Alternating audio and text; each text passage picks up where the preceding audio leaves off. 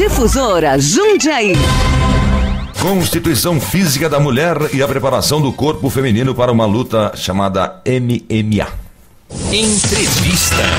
Beni Schmidt é chefe e fundador do Laboratório de Patologia Neuromuscular e professor adjunto de Patologia Cirúrgica da Universidade Federal de São Paulo, a Unifesp. Como vai o senhor? Tudo bem, professor?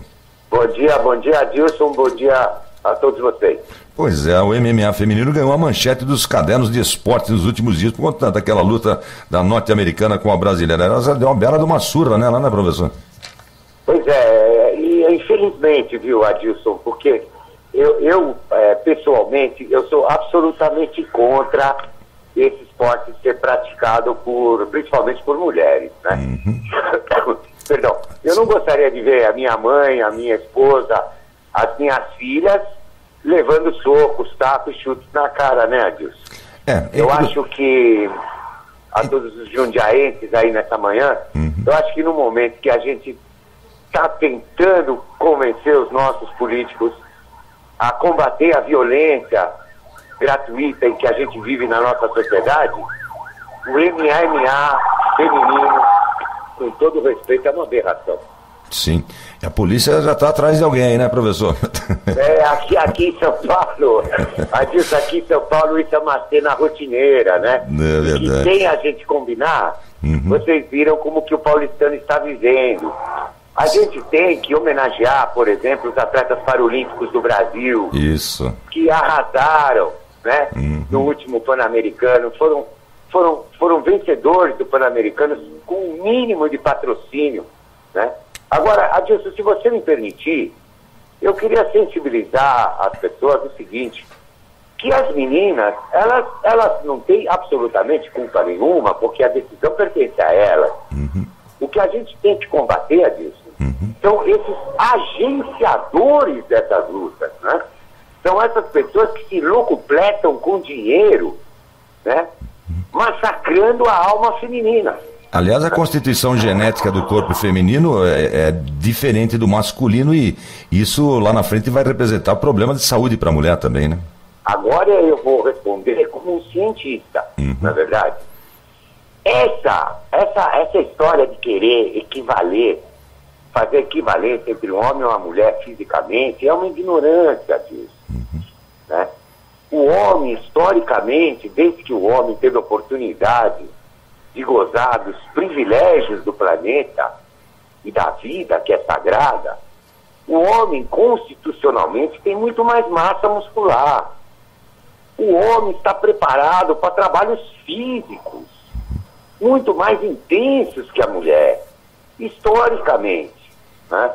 Então, a mulher tem que ter os seus direitos equivalentes aos do homem, perfeitamente, juridicamente, legalmente, mas a mulher é a mulher e o homem é um homem.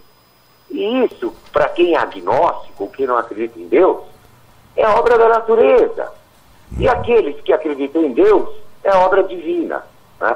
A gente não pode misturar a massa muscular, comparar a massa muscular do sexo masculino com do sexo feminino em nenhum dos vertebrados, Adilson. Em nenhum animal vertebrado. Sei. Agora, o papel da televisão nesse caso, ele contribui para a evolução desse tipo de esporte que eu particularmente não considero esporte. Aquilo para mim lembra aquelas lutas na era do Coliseu de Roma. Agora essa é uma pergunta, se você me permite, extremamente provocativa e que eu te agradeço, porque a nossa televisão brasileira, eu vou falar para você como eu fui professor de medicina muitos anos em muitas faculdades fora do nosso país, e a televisão brasileira, tecnologicamente, é a melhor do mundo. Agora, que te adianta a televisão brasileira ser a melhor do mundo se ela não aproveita a sua tecnologia para dar educação para o povo brasileiro? Se ela não aproveita a sua tecnologia para mostrar coisa boa para o povo brasileiro? A televisão pensa só em vender, quer ter um lucro infinito, quando o nosso planeta, a Terra, é um lugar finito, né? Então, eu acho que a TV tem que mudar a sua filosofia de vestir, né? A gente não pode ligar a televisão, eu não assisto mais televisão há muitos anos, Mas a gente não pode ligar a televisão e ver um programa, as pessoas desvalorizando o sofrimento humano, uma pessoa que acabou de morrer assassinada, e o jornalista vai lá entrevistar um parente, perguntar o que está sentindo. Isso é uma hipocrisia, isso é de um mau gosto, isso é vergonhoso e que contrasta, repito, com a extraordinária tecnologia da televisão brasileira. Ficar valorizando gente que eu me refiro a artista, jogador de futebol. Vou dar um exemplo aqui. O seu pai, Benjamin José Schmidt, ele foi responsável por introduzir no Brasil o teste do pezinho. Eu duvido que ele ficou milionário por conta dessa descoberta, mas tem jogador de futebol ganhando 1 milhão, 2 milhões, artistas... Adilson, né? O Benjamin José Schmidt é uma lenda do nosso país. Pois é. Orgulho do meu pai, e eu vou lhe dizer o seguinte, eu continuo, assim como o meu pai pagou e nunca cobrou por um teste do pezinho durante sua vida inteira, eu continuo financiando o serviço público de saúde do nosso país. Veja você. Eu não tenho nenhuma palavra exata para definir, né? E eu quero aproveitar essa oportunidade, se você me permitir, claro, para fazer os seus radio-ouvintes escutarem esse arrazoado sobre aquilo que eu julgo a coisa mais hipócrita da saúde pública no momento do Brasil. Né? Eu não posso acreditar que um político possa defender um programa mais médico feito por agentes de saúde. Eles não são médicos, os cubanos. Eles não são médicos. Mas vamos supor que eles fossem médicos. A população de Jundiaí, prestem atenção. Eu sou médico, correto, Adilson? Sim, doutor. Quando eu for viajar e vou examinar um paciente num lugar distante, vamos supor que me chamam, que já me chamaram tantas vezes, como todos os meus alunos e assim por diante, e vou examinar uma pessoa mais humilde, que mora no interior, que não tem escolaridade, não é difícil a gente entender o que a pessoa está falando? Eu que sou brasileiro, que eu amo o Brasil, não é difícil a gente compreender.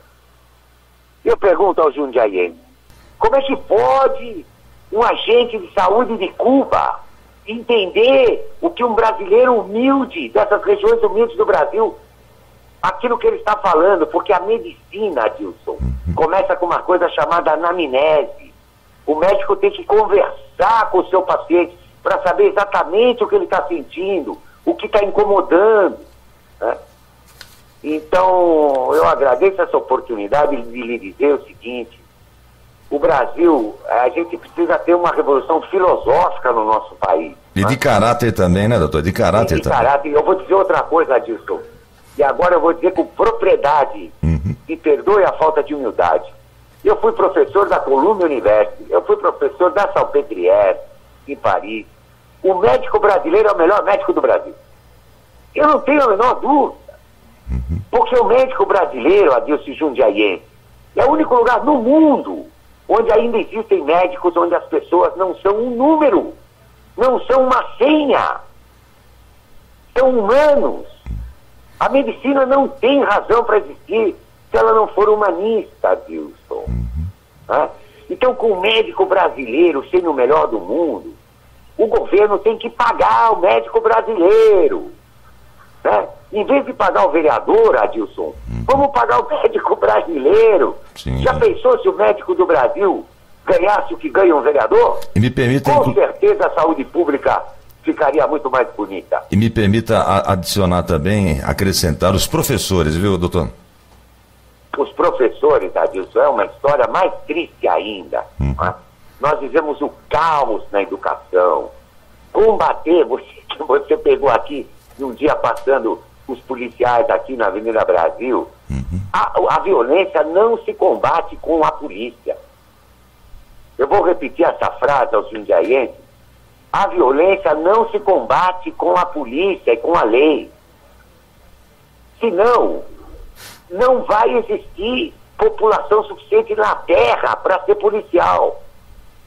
A gente precisa estimular a educação dos adolescentes, que é bom ser educado, que é bom trabalhar.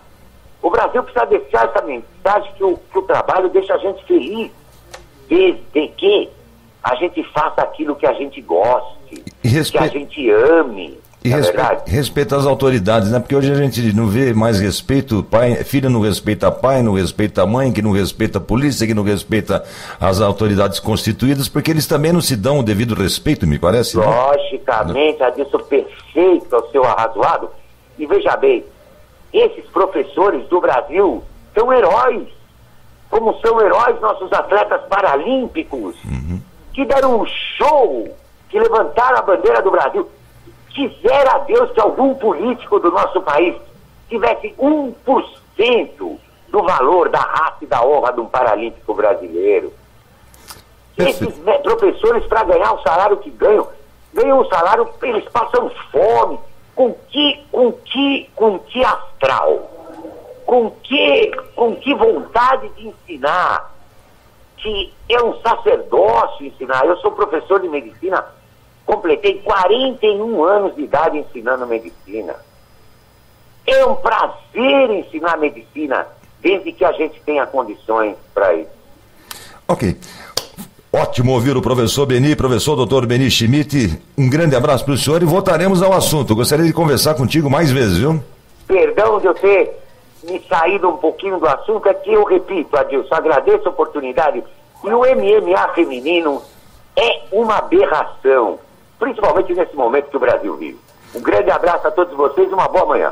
Para o senhor também. Professor Dr. Beni Schmidt, chefe e fundador do Laboratório de Patologia Neuromuscular e professor adjunto de Patologia Cirúrgica da Universidade Federal de São Paulo, falando sobre a mulher no MMA, e ele não considera essa luta um esporte, muito menos para a mulher. Difusora Jundiaí.